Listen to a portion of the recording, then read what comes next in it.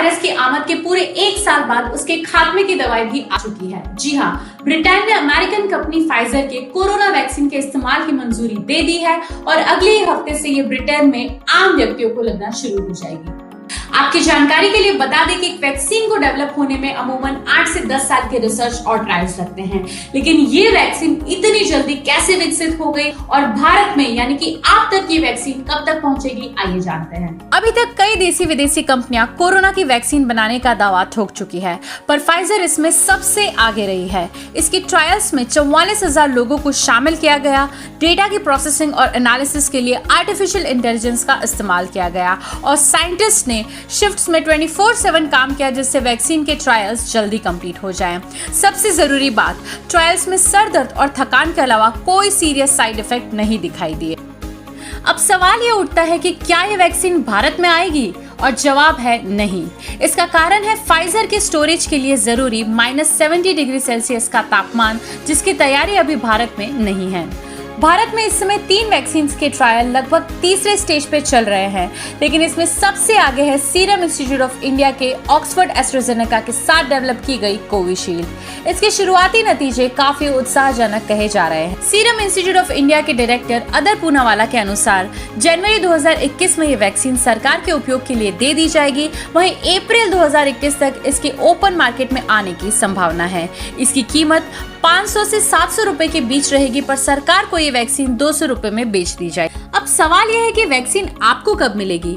अगर आप health care worker हैं या 80 साल से ज्यादा उम्र के हैं तो सबसे पहले ये वैक्सीन आपको दी जाएगी। उसके बाद डायबिटीज और कैंसर के वो पेशेंट्स जिनकी उम्र 60 साल से ज्यादा है, उन तक ये वैक्सीन पहुंचाई जाएगी। यदि आपकी उम्र 20 से 50 साल के बीच है तो आपको इस वैक्सीन का सबसे ज्यादा इंतजार करना होगा। सीरम इंस्टीट्यूट के अलावा भारत बायोटेक की कोवैक्सीन का ट्रायल भी अपने तीसरे दौर में है और इसके भी जल्द ही उपलब्ध होने की संभावना है।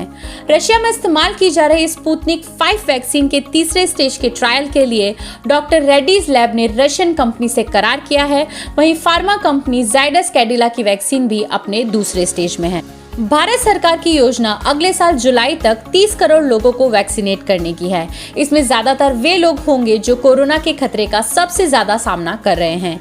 सरकार के अनुसार 1/3 आबादी को वैक्सीन लग जाने पर भी कोरोना के फैलने पर काफी हद तक लगाम लगाई जा सकेगी। हालांकि इस पूरी प्रक्रिया में कई सारी कंट्रोवर्सीज भी जुड़ी हुई है।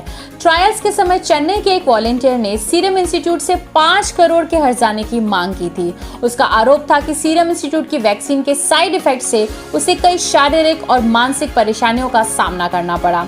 सीरम इंस्टीट्यूट ने इन सभी दावों को गलत बताया है और वॉलंटियर पर काउंटर केस करते हुए 100 करोड़ की मालहानि का मुकदमा दायर किया है। पूरी दुनिया, खासकर प्रगतिशील देश इस समय भारत में चल रहे परीक्षणों पर नजर गड़ाए हुए हैं, क्योंकि भारत ही इकलौता ऐसा देश है जो वैक्सीन का बड़े लेवल पर प्रोडक्शन कर सकता है, जो कि सस्ता भी हो और जिसके स्टोरेज और ट्रांसपोर्टेशन के लिए बेसिक कोल्ड चेन काफी हो।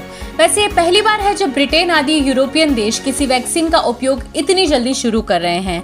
अब तक तो विकसित और अमीर देश अफ्रीका और एशिया के विकासशील देशों में वैक्सीनेशन के रिजल्ट्स का इंतजार करते थे ताकि किसी भी तरह के एडवर्स इफेक्ट से अपने नागरिकों को बचा सके। पर 2020 में जैसे हर चीज बदल रही है, ये प्रोसेस भी उलट गई है। अगर आपको ये वीडियो पसंद आया तो इस वीडियो को लाइक करें, अपने दोस्तों के साथ शेयर करें और इस चैनल को सब्सक्राइब करना ना भूलें। धन्यवाद।